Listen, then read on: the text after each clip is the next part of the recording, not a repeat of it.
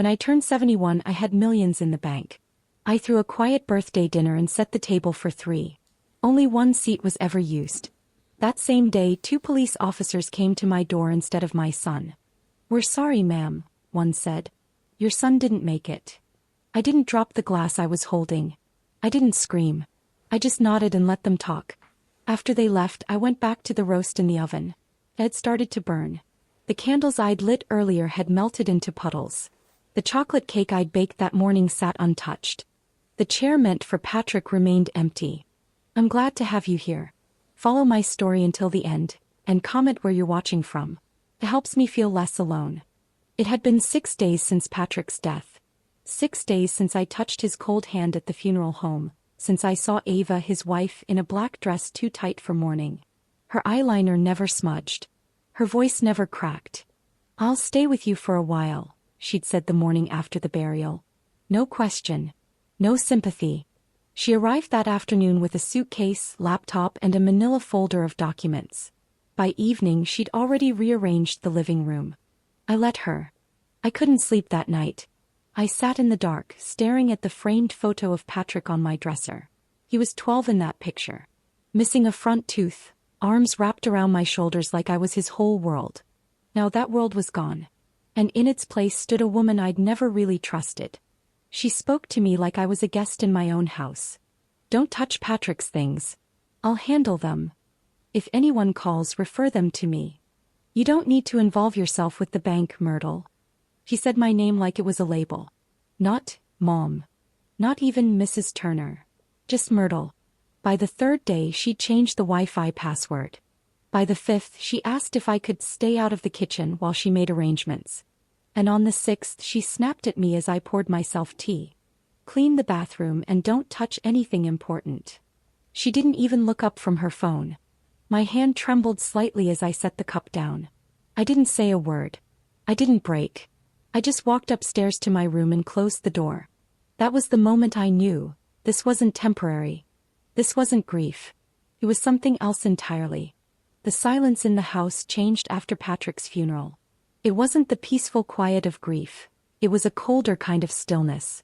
The kind that hums under doors and settles into the corners of your thoughts. I used to hear Patrick's footsteps in the hallway, the soft creak of the floor near the front door, the way he'd say, "Morning, Mom," like it was a habit he never wanted to break. Now the only footsteps were Ava's, sharp and fast, like she had somewhere more important to be. Every room felt unfamiliar. She didn't touch Patrick's things, she boxed them. The photos of us at the beach. Gone. The dusty books he loved. Donated. His favorite mug. Cracked, she said and tossed it out. She didn't ask. She didn't explain. She simply moved through the house as if she were the one who'd always lived here. I stayed out of her way. In the mornings I'd quietly make toast and tea, careful not to leave crumbs. She preferred a clean surface, she'd said. By noon she was on her laptop at the dining table. My dining table, talking to lawyers, banks, someone from a real estate agency. Once I heard her laugh and say, "Oh, she doesn't even know how much it's worth." I didn't ask who she was. I already knew. I spent most of my time upstairs in the room where Patrick grew up. I didn't turn on the TV. I didn't call friends. I just sat on the bed, tracing the stitching of the old quilt, wondering how quickly a life could unravel. 6 days ago I had a son and silence I could live with. Now I had noise, but none of it sounded like love. At night Ava made sure the doors were locked. I heard her double-checking, flipping light switches off like it cost too much to grieve with the lights on. One evening as I was folding laundry in the guest room, my room now, she came in without knocking. "You don't need to wash your things," she said sharply. "I already did laundry yesterday." "I know," I replied. "These are just towels." She didn't respond. Just stood there, arms crossed, watching me like I was a guest who'd overstayed. "You know," she added after a beat, "Patrick and I talked about selling this place. Too big for one person. Especially now." She didn't say especially now that he's dead. He didn't have to. I looked at her, and for a moment I didn't see my daughter-in-law. I saw a stranger. And strangers don't get to rewrite family. The next morning I found Patrick's old watch in the kitchen drawer. It had a cracked leather strap and a scratch across the face, but he wore it every day for years. I remember when he first bought it, with his first paycheck out of college. He was so proud. He said, "Now I'm a man, Mom. Time to stop borrowing yours." I held it in my hand for a long time. When I was sure Ava had left for her morning errands, Pilates or another legal meeting, I slipped into his old office. The door had been closed since the funeral. Dust floated in the light. His books were gone. The framed diploma he once hung above the desk had been replaced with a sleek print. Efficiency is elegance. There was no trace of Patrick left. Only Ava's voice somewhere in the house, still echoing from the morning before. "We might sell the place. Too big for one person." One person. Like I didn't count. I sat in his chair and opened the desk drawer. Every paper, every scribble, every receipt he used to keep, gone. But taped inside the drawer was a yellow sticky note, edges curled. It read in his handwriting, "Mom, don't forget. The lake house needs a new roof this summer. I'll call the guy." The lake house. Our little cabin 2 hours north. It had no Wi-Fi, no neighbors, no modern fixtures. Just a creaky dock, a tiny fireplace, and memories soaked into every floorboard. Patrick loved that place. We went every 4th of July. Even Ava came once, but only once. He hated the bugs. And the silence. Patrick used to say, "One day this place will be yours, Mom. After I'm gone, make sure no one touches it." I stared at that note for a long time. Long enough to know that Ava hadn't just taken over the house. He was trying to erase him. Piece by piece. Memory by memory. And if I didn't start paying attention, she'd erase me too. Ava started locking the door to Patrick's office. She didn't announce it. One morning I turned the knob like usual and it didn't budge. I stood there for a minute listening. The hum of the printer, the tapping of keys. Then silence. She'd been inside just moments before. The next day I noticed the dining table cluttered with folders. Legal documents, I assumed. I wasn't supposed to see them. But one page had slipped out just enough. I saw the words property transfer authorization and beneficiary adjustment request. No names. No full details. But I recognized the logo at the top. It was the same law firm Patrick had once used when he updated his will. He told me about it years ago on a walk around the lake cabin. "I put your name down for the house," he said. "And the accounts. I want things to be easy when the time comes." Back then I told him not to worry. He laughed. "One of us has to be practical, Mom." Now he was gone. And practicality had turned to paperwork I was no longer invited to see. That afternoon, Ava was on a call in the living room. She didn't notice I was within earshot. "Yes, she's still here," she said, voice sharp. "No, she hasn't contested anything. Honestly, I don't think she understands how any of this works." Then laughter. Dry. Controlled. "She signs whatever I put in front of her. It's easier that way." I didn't confront her. I didn't raise my voice. Instead, I went upstairs and opened my own box of papers. The dusty one Patrick had helped me organize when I turned 70. Inside was a copy of the will. My name, Myrtle E. Turner, was listed clearly. Sole secondary beneficiary. Executor if Patrick's spouse was unable or unwilling. But something else caught my eye. A sticky note, faded but legible. "Don't let anyone talk over you, Mom. Not even Ava." That night I couldn't sleep. Not because of grief. Not because of fear. But because I realized I'd been silent too long. The next morning I left the house for the first time in weeks. Ava was in a video call when I stepped out. I didn't tell her where I was going. I didn't need her permission. I wore Patrick's old gray scarf and walked 3 blocks to the corner bakery. Not for bread. But because the young woman behind the counter, Samantha, used to intern at a law office. She remembered me. "You're Patrick's mom," she said gently. I nodded. "Do you still know anyone at Leland and Brooke?" She blinked. "I do actually. Why?" I didn't answer right away. I just said, "I need the name of someone who remembers things." That afternoon I called Mr. Hastings. He'd been Patrick's lawyer for years. Kind, quiet, and old enough to remember when integrity wasn't negotiable. "Myrtle," he said, his voice warm. "I've been expecting your call." Those words made my stomach tighten. "You have?" "Yes," he said. "Patrick asked me to keep a sealed copy of his original will. Just in case." I gripped the edge of the kitchen counter. "Has anyone else reached out to you?" He paused. A woman named Ava did. Last week. She claimed there was an updated version. Asked if we'd release the original to her. Did you? No. I told her only you or a court order could access it. For the first time in days I exhaled fully. We scheduled a meeting. Quiet. Discreet. He promised to bring everything. Back at home, Ava didn't notice anything had changed. She was too busy scanning documents into her laptop, muttering about deadlines. That night I waited until she went to bed. Then I walked to the mailbox at the end of the street and dropped off a notarized request, prepared by Mr. Hastings, to freeze any transfer of assets tied to Patrick's name. No drama. No confrontation. Just action. The kind Patrick would have been proud of.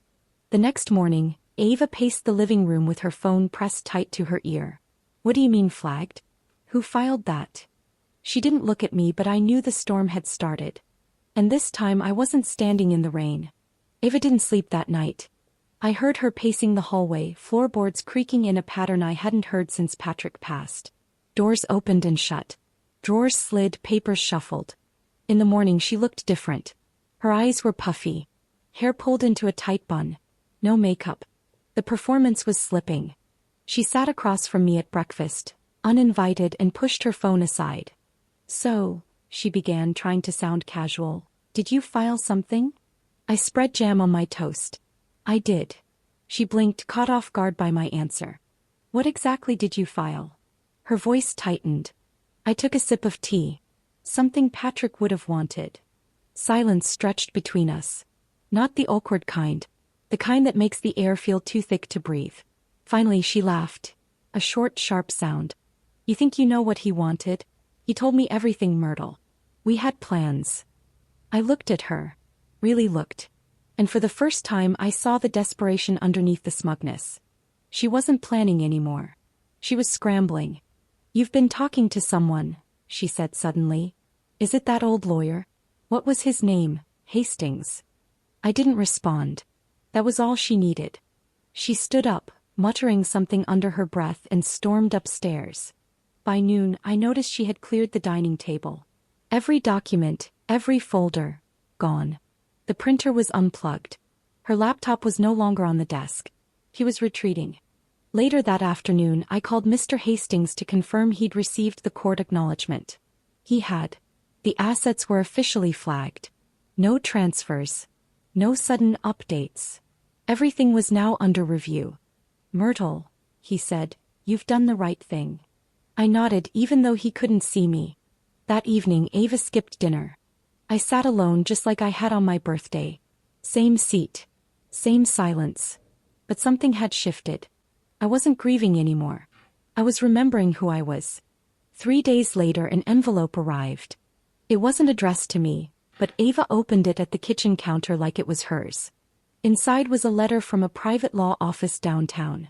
She read it once, folded it slowly, and looked over at me. We need to have a meeting, she said. Tomorrow. About the estate. I didn't answer. She took my silence as agreement. The next morning I watched her dress like it was a job interview. Black blazer, heels too high for comfort, and that same lipstick she wore at the funeral. Red, too red. A silver car pulled into the driveway around 9:45. 2 people stepped out. A woman in a navy suit. A man holding a brown folder. I recognized him. He was from Patrick's old bank. Ava ushered them into the dining room, closed the doors behind them. I stayed upstairs, listening to the muffled sounds of legal language and hollow niceties. At 10:10 she knocked on my door. You can come down now, she said, all smiles. We're ready for you. I followed her downstairs, heart steady. There were 3 chairs. Ava took the center. The banker and the attorney sat on either side. I remained standing. We're here today to go over the structure of Patrick's remaining assets, the woman began. Based on the documents we've received. She trailed off. Ava looked confused. Go on. The woman adjusted her glasses. It appears there's been a legal freeze on the accounts.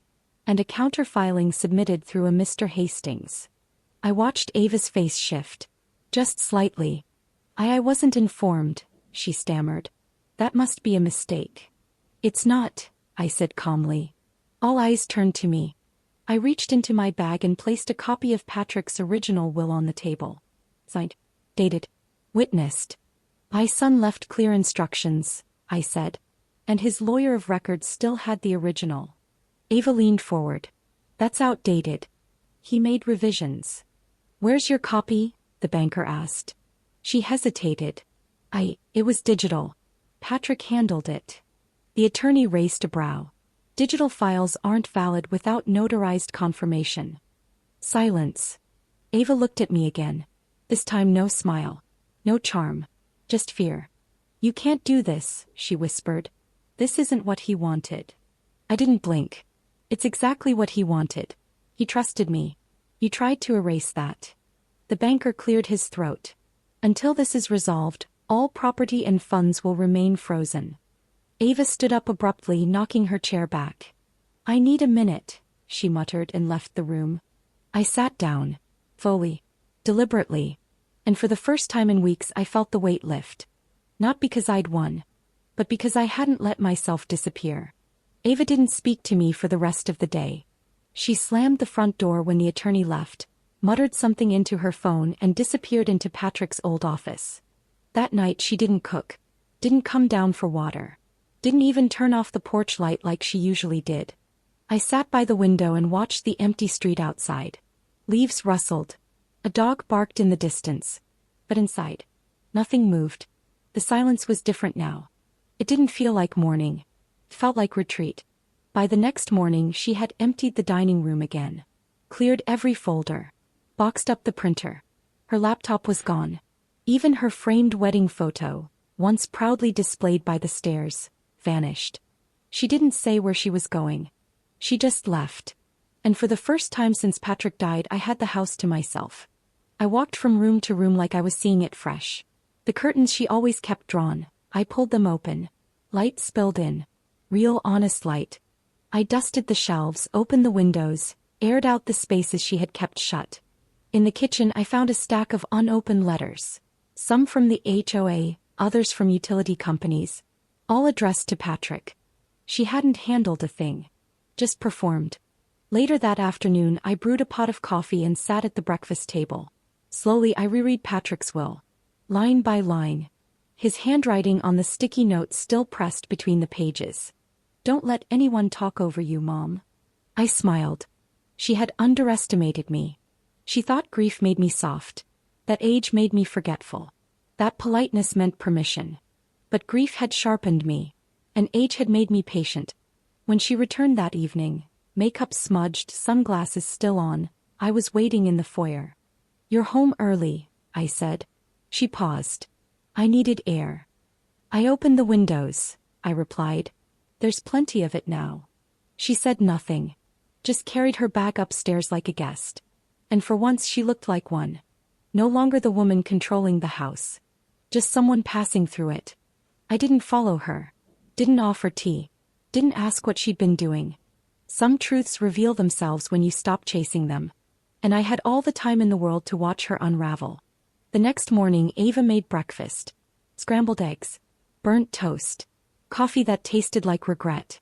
She didn't say much, just set a plate down in front of me like nothing had happened. Like we hadn't spent weeks circling each other in silence and suspicion. I didn't touch the food. He sat across from me, fingers tapping the mug. Restless. Watching. Finally she spoke. I'm sorry if things got tense. I looked at her. Calm. Quiet. Unmoved. It's been a hard time for both of us, she continued. Patrick meant the world to me. She said his name like it still gave her leverage. He meant everything to me too, I replied. Her shoulders stiffened. A beat of silence passed.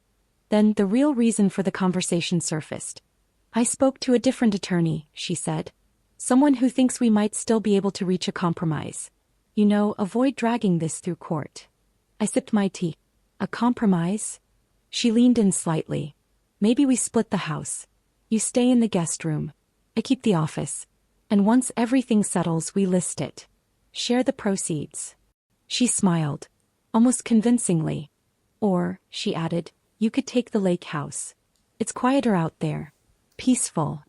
My fingers curled gently around the cup. The lake house. The one Patrick swore would always be mine. The one Ava couldn't stand. You think I'll walk away, I said softly. From the home I raised him in. From the life I built. She faltered. I'm just trying to be reasonable, she said, voice sharp now. I don't want us to be enemies. I stood up slowly, pushed the untouched plate aside. I already told you, I said.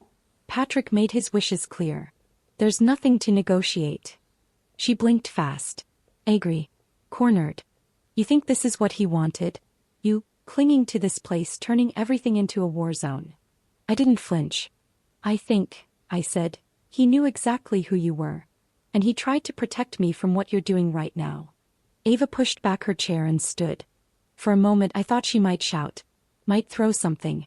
Might show me the storm she'd been hiding behind polished smiles and lawyer talk. But she didn't. He just walked away. That night I found a half-packed suitcase by the front door. Ava didn't leave a note. Didn't say goodbye. He just disappeared. The house felt heavier after Ava left. Not because I missed her. But because of everything she'd touched. Every drawer, every photo she'd moved, every silence she had twisted into something cold. I spent the next few days undoing her presence. Bit by bit. I started in Patrick's office. The fake print she'd hung, efficiency as elegance, went straight into the trash. I found his old diploma, tucked behind a shelf, edges bent. I wiped it clean and rehung it above the desk. The room smelled like dust and memory. I opened the bottom drawer and found a stack of old notepads, the kind Patrick always scribbled ideas on. Music lyrics, business ideas, to-do lists. One page caught my eye. Mom, check on the furnace before winter. Also, tell Ava the lake house is off limits. I smiled just barely.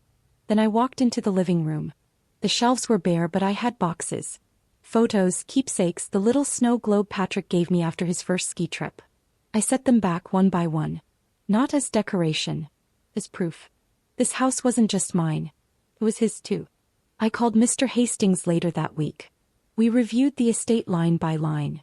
There were still formalities to close out, claims to reject, assets to re-verify, but the legal side was solid.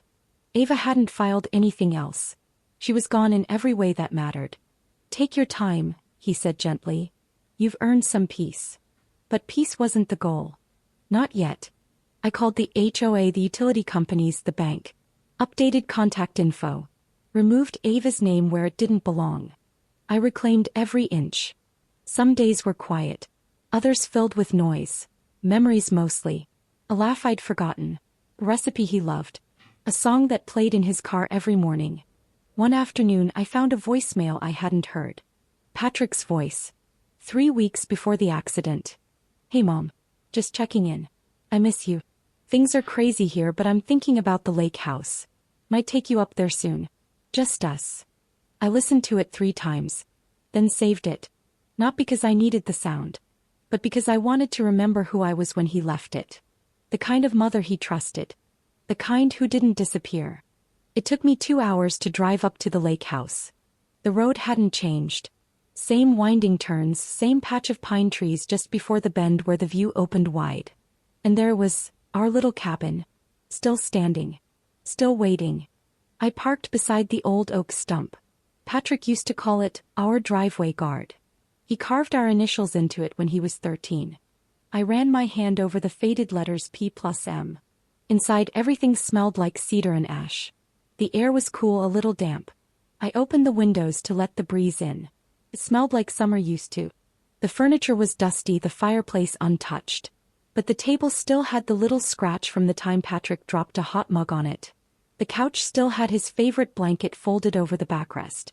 This place had been his refuge. Now it was mine. I unpacked slowly. Just one bag. A few clothes. His photo. I didn't bring the will. Didn't need to. That night I lit a fire. I sat in the old rocking chair by the window. The one that creaked in rhythm when the wind hit just right. I spoke out loud, not expecting a response. Patrick, I said softly, I'm still here. The silence that followed wasn't empty. It felt like acknowledgement. Like something in the wood and air and ash had heard me. I stayed 3 nights. No phone calls. No visitors. Just me and a notebook where I started writing everything down. Not for court. Not for revenge. Just to remember. Day 3 I walked down to the dock. The boards groaned under my feet. I sat at the edge, shoes off, toes grazing the water. I remembered the summer he turned 20. He brought Ava here once. She stayed 10 hours then asked to leave. Patrick apologized. She's not used to places that go quiet, he said. I think now he meant more than sound. Before I left a copy of that voicemail, the one where he said just us, on the table. Along with his favorite pen. He never liked closure. But he believed in full circles. And this one was ours. A week after I returned from the lake house, I made a decision. I walked through the house one last time, this time with intention. Not as someone guarding what was left, but as someone ready to let it go. Not out of defeat, but because I had already taken back what mattered. Patrick's memory wasn't tied to the bricks or the paint. It was in me. In the way I made my tea. In how I folded his old sweatshirt. In the way I had refused to be erased. I called Mr. Hastings and told him I wanted to update my own will. We sat in his office, surrounded by quiet books and the slow tick of a brass clock. He took notes carefully as I spoke. I want the lake house to go to the local wildlife foundation, I said. Patrick loved that land. I want it protected. He nodded. And the rest. I smiled faintly. There's not much left anyone would want. But I'll leave it to the library I used to volunteer at. They could use better shelves. That night I slept soundly. The next morning I packed 2 suitcases and left the house keys on the counter. No note. No forwarding address. Just silence. The good kind. I moved to a quiet coastal town 2 hours south. Nothing fancy. Just a small rental with creaky floors, salt in the air, and a porch that catches the morning sun. I walk every day. I read more. I talk to strangers at the market who don't know anything about my past. And that's the beauty of it. They don't see a woman who lost her son. They see a woman who survived. Sometimes when the wind is just right, I think about that sticky note Patrick left in his desk drawer. Don't let anyone talk over you, Mom. I didn't. I never will.